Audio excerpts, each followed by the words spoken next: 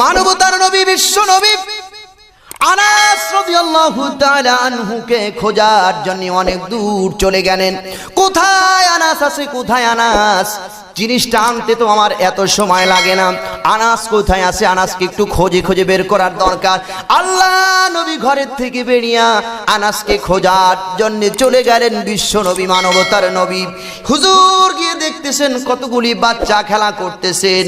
ওখানে গিয়ে হুজুর খুঁজতে শুরু করে লক্ষ্য করে দেখলেন আনাসকে জিনিস আনতে কইছিলেন, আনাস জিনিস না এনে খেলার ছলে পড়ে ছোট্ট বাচ্চাদের সঙ্গে রাসূলুল্লাহর খেদমতকারী সাহাবী আনাস খেলা করতেছেন।